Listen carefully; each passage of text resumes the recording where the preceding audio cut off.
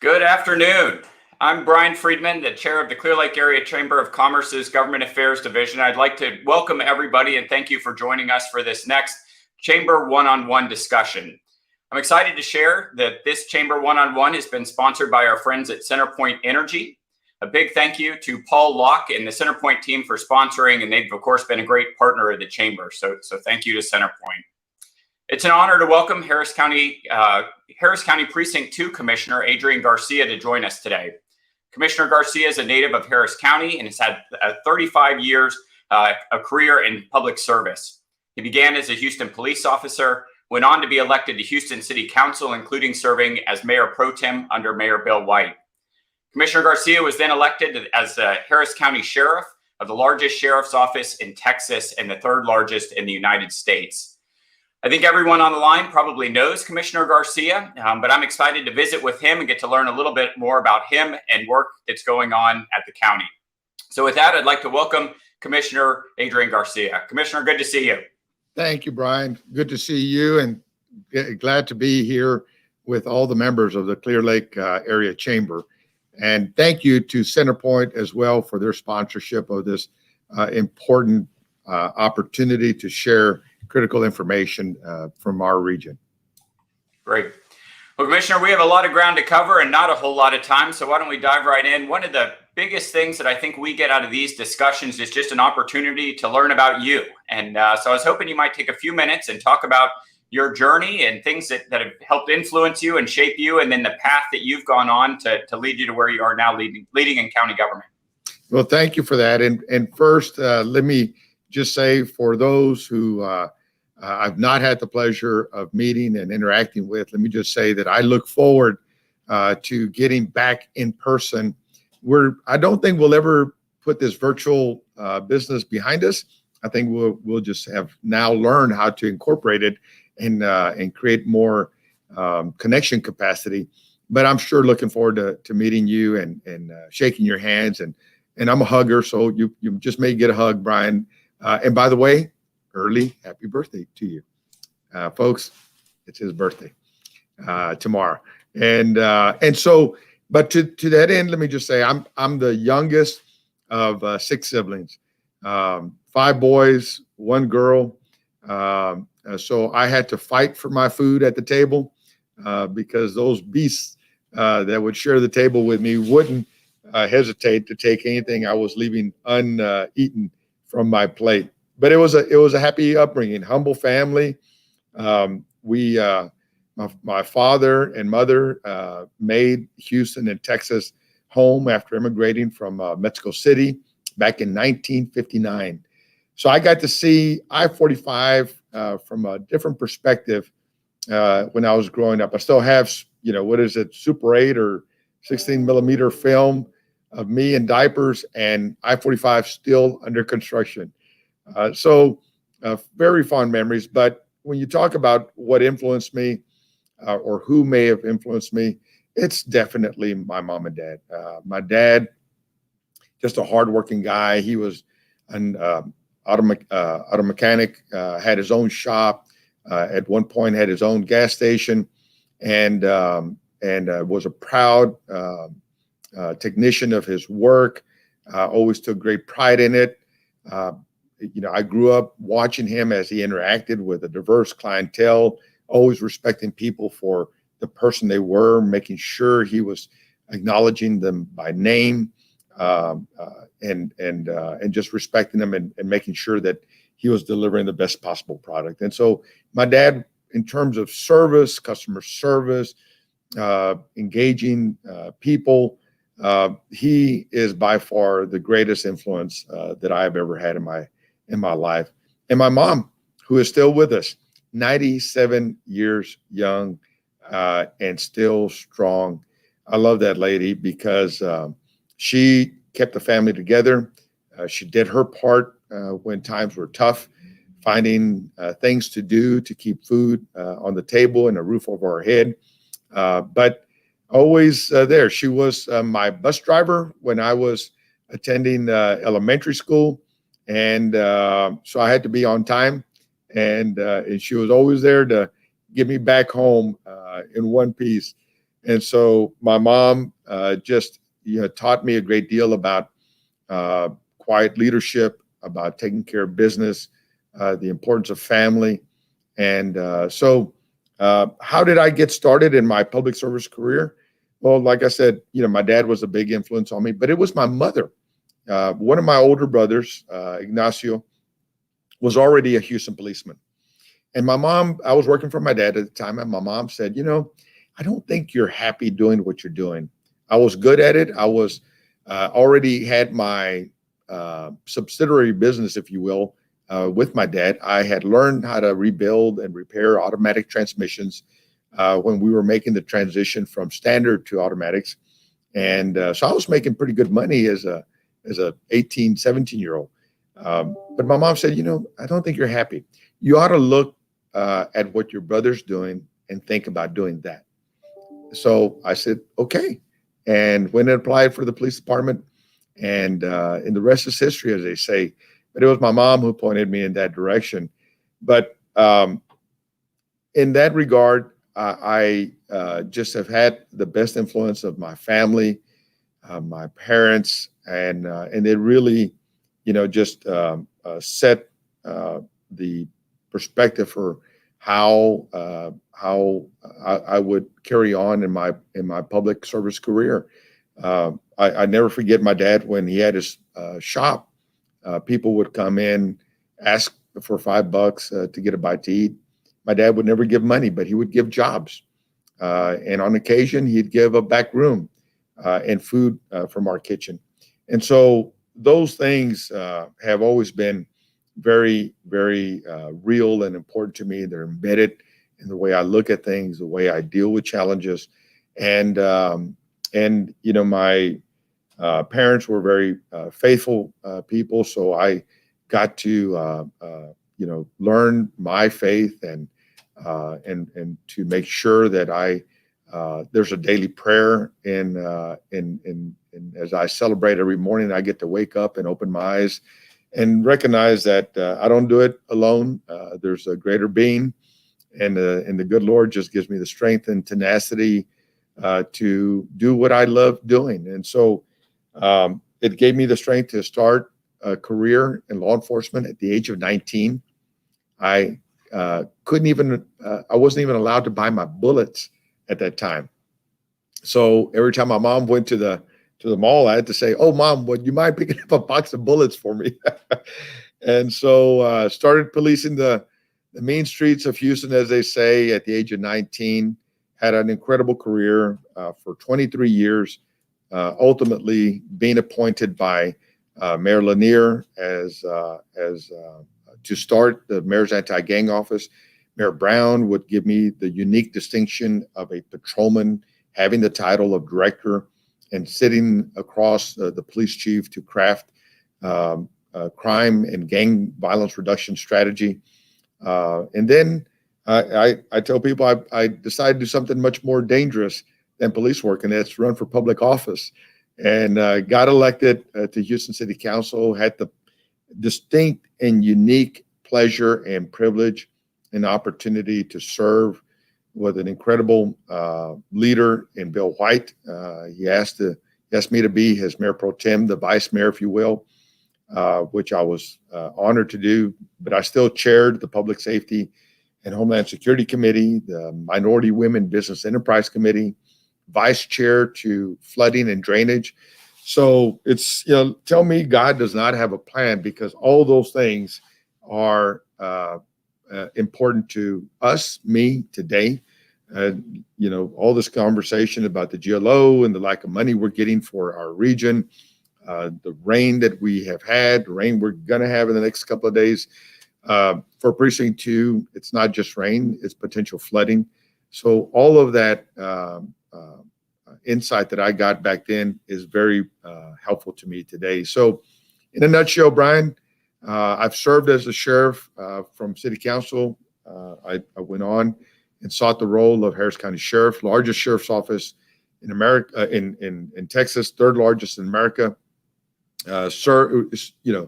Commanded 5,000 souls, responsible for over 4 million, and brought a SWAT team aviation unit, developed a framework for a real-time crime center so that we can attack crime trends at their earliest point, brought together a opportunity to diversify our ranks with the first Sikh American who would ultimately give his life while protecting the streets of Harris County, Sandeep Dhaliwal.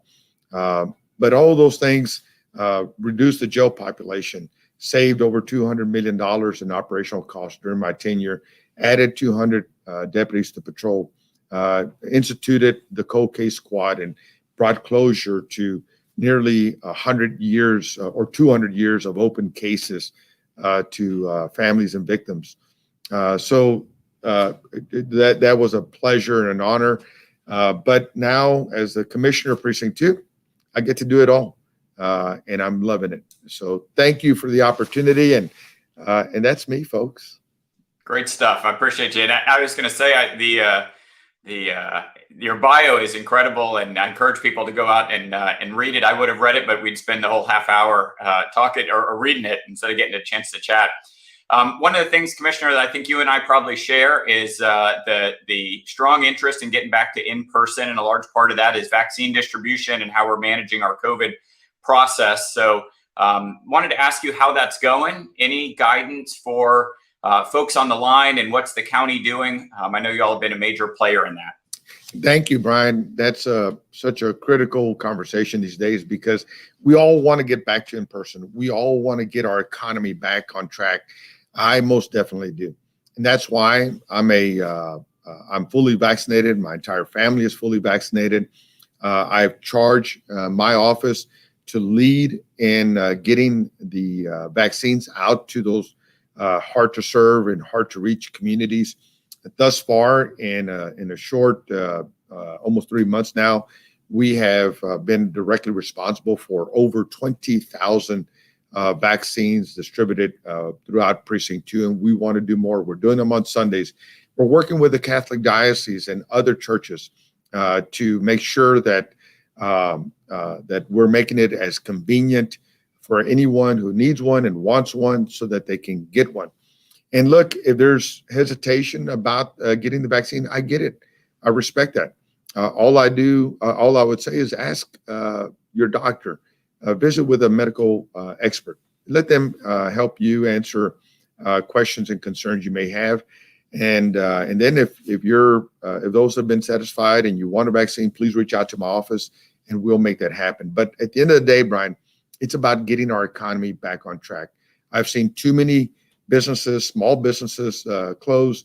That's why I was also very instrumental in bringing nearly $40 million worth of small business assistance and support to area businesses throughout Harris County, but in Precinct 2 specifically. And so, but right now, I've got vaccine sites at my community centers. We're working very closely with the hospital district and the public health department. And if you got a vaccine or a group of people who want vaccines, please, we've kind of hit a wall. We got a lot of vaccine. We just don't have the shoulders to accompany that vaccine to the extent that we should. We're about, I think at last count, about 40% vaccinated throughout Harris County. Folks, we need to get as close to 100% as possible so that we can put an end to the pandemic in Harris County at least. And so I just ask for your partnership, your support, your direction, your counsel, because the other side of it too, Brian, is that there's a real human toll to this pandemic. Many people have died. These upcoming holidays, there's going to be an empty seat at someone's table in someone's home. I don't want to see that happen anymore. This is preventable, and we can do it together. Yeah, thank you for that. And thanks for all that the county's doing and that you're doing on that front. It's a big deal. And as the chamber starts getting back into in-person, it's nice to be able to walk in and know you're vaccinated and that your risk is significantly lower. And even if you are one of the, whatever percent, that your symptoms will be significantly less severe. And then also you'll be a terminal end for that spread point, which is a good thing. Right. So thank you for all that you're doing there. Hey, Commissioner, one of the things that's been a big thing in the news in the last couple of weeks, or last week probably, is the decision by the GLO and how we're going to be managing flood mitigation here. Can you kind of explain to folks what's going on and what's going on, what the county's doing, and just sort of run through that scenario and your thoughts on it? I think we're all still trying to figure out what's going on, Brian. But look, at the end of the day, the GLO constructed a formula. In our opinion, we're hearing this from the Harris County Flood Control District. We're hearing this from the flood czar of the city of Houston, Steve Costello. We're hearing this from the engineering community, from the engineering department, that the formula that the GLO constructed, not HUD, but the GLO, effectively penalized populous communities like Harris County and the city of Houston. We're very grateful that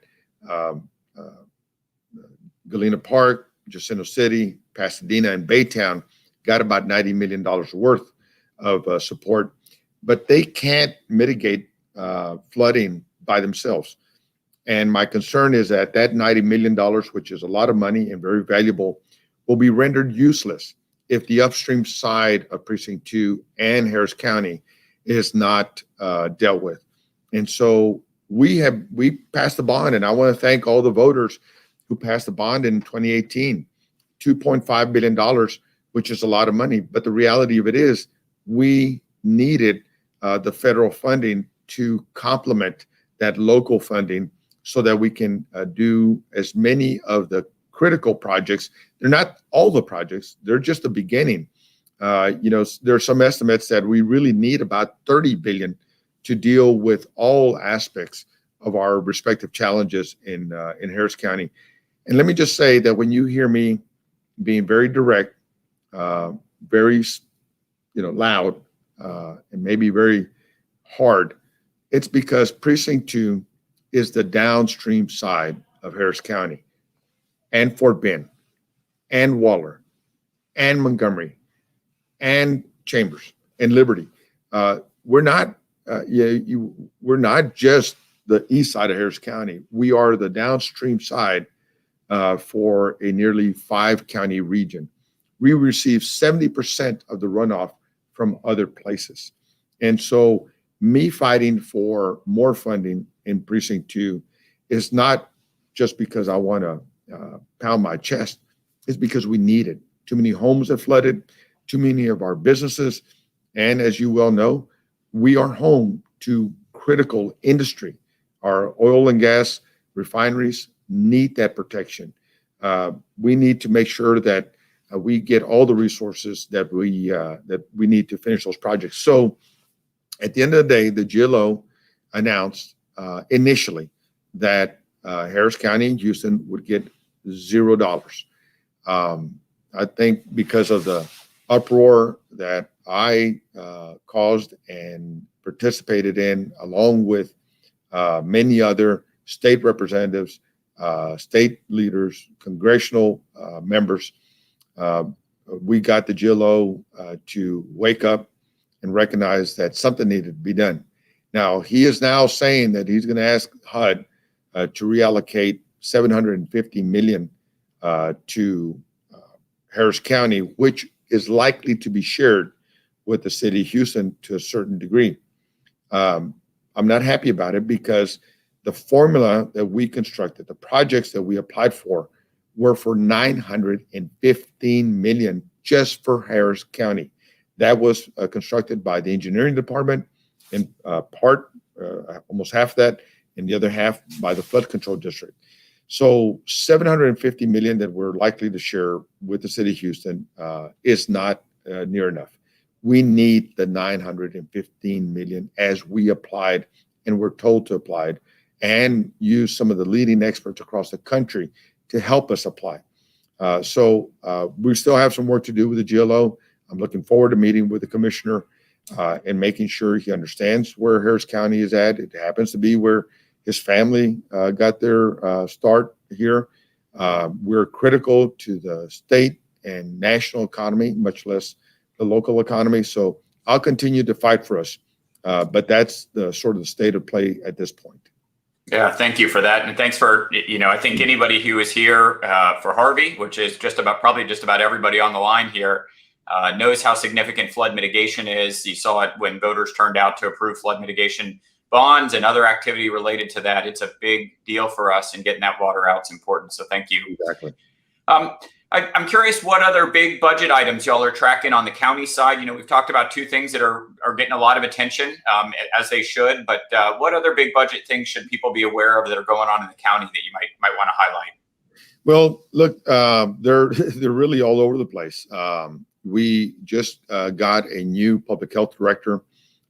We've had a fairly new hospital district director, and Dr. Porsa. Poor guy started the week the pandemic started. So welcome to Harris County.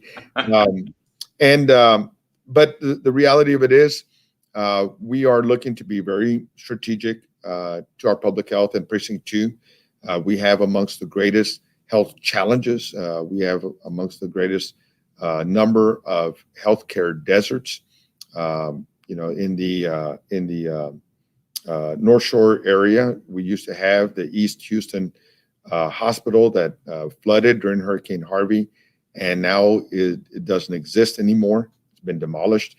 So healthcare and being effective with that and being very strategic to do all we can to keep people healthy and keep them out of hospitals to an extent possible. But then also all things infrastructure. I crafted a motion moving $545 million from the Toll Road Authority in terms of the cash surplus that was accumulated through the refinancing of their debt. We found road and bridge bond funds that had not been allocated, and then we have an estimate of projected revenue by the toll road. We crafted into a $545 million program, and it was actually to take pressure off of the flood bond projects. And so that $545 million will be shared throughout the county, but I'm using it specifically to help attack neighborhood drainage projects so that we can keep homes from flooding. Brian, in this last week where we had torrential rain, I am so excited, not completely pleased. We still had one home that flooded, but if not for the collective work of the precinct, of my office and my team, that did 1,200,000 linear feet of drainage maintenance. Now, the comparison to that is that historically, precinct 2 has never done more than 400,000 linear feet of drainage maintenance. During the pandemic, my team was able to get to 1,200,000 feet, linear feet of drainage maintenance. This year, I just got my briefing this morning. We're on track to hit that and maybe even surpass that, because local drainage is the first line of defense for communities. And so I'm so excited that our strategy worked. We overlapped that with the chronic flooding and the flood damage that had been reported through Harvey and Imelda. And one home is still too many, but I'm glad that it was one home and not hundreds of homes that could have been impacted by this last rain. So we're all in for infrastructure, making sure that the Beltway 8 bridge gets back on track, that it's done safely, that it's something that we can all count for the safety of generations to come. The new executive director of the toll road system is getting that done, but I'm excited where the progress is at. And then we're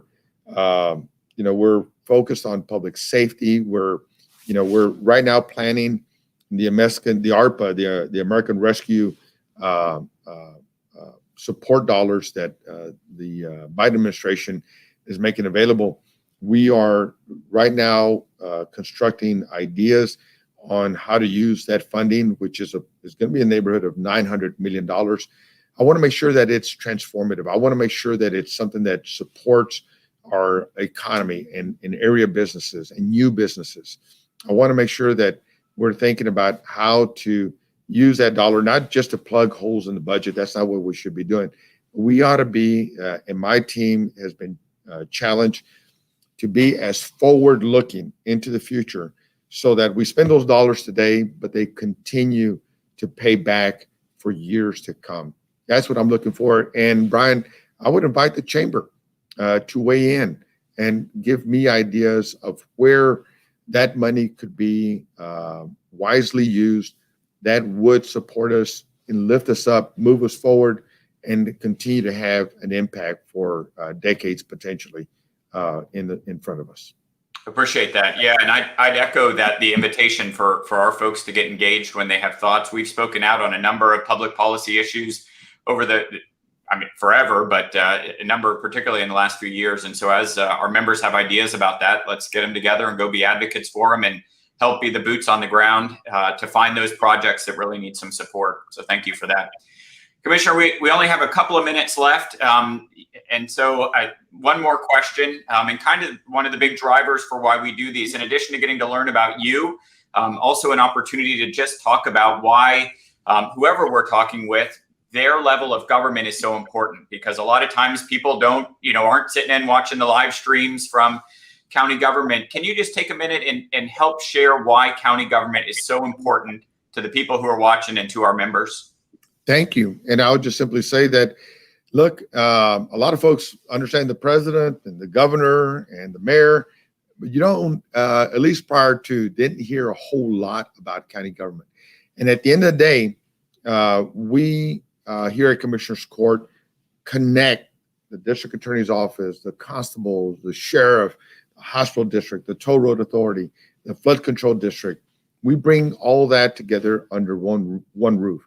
And it's important that we understand what the future of our community is trending towards so that we can plan for the future and provide a framework so that we are doing things and investing nearly $5 billion in a manner that will help maintain Harris County's relevance in the local, state, national, and global economy. And so, but at Commissioner's Court, if you don't have an engaged member of the court, a vocal member of the court, then there's a lot of opportunity for your county government to remain flat and not make a positive impact. So I choose to focus on the future of our community. We've got a lot of challenges. I remain concerned about the median income, the home ownership rate, the rates of cancer, the state of uninsured in our community, the educational attainment.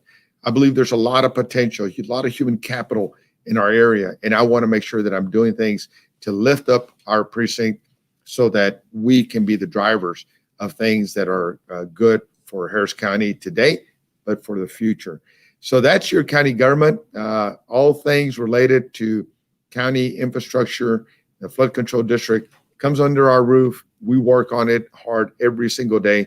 And for the unincorporated areas of the county, Clear Lake is inside the city of Houston.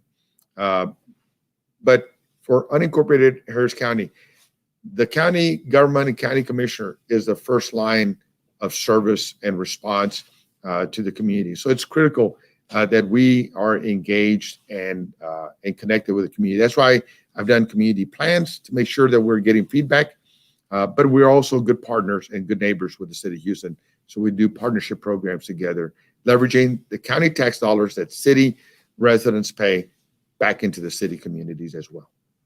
Thank you for that. Commissioner, I appreciate you taking the time. Would encourage, and I think you would be open, that as our members have ideas and we have ideas, to reach out to the commissioner's office. And I do want to pay a big compliment to your staff, Doug Peterson, who helped work with this, and a number of other folks who helped. They've been great to work with. So Commissioner, a huge thank you to you for joining us. I have a few closing announcements for everybody. First is a big thank you again to CenterPoint Energy for sponsoring. We have a number of events that are coming up. Tomorrow, the Coffee Break Catch-Up, sponsored by Cottrell Realty. On June 3rd, the No Experience Necessary Bowling Tournament. And then on June 10th, we have both the Education Connection, where Dr. Peter Winchell will be talking with Libby Cohen from Raise Your Hand, Texas. And we will be having our business after hours at Freedom Boat Club. I want to wish everybody a safe and relaxing Memorial Day weekend. I hope that you're all able to take a minute to honor and remember those who have fallen in service to our country. I hope you have a great weekend, and thank you again for joining us.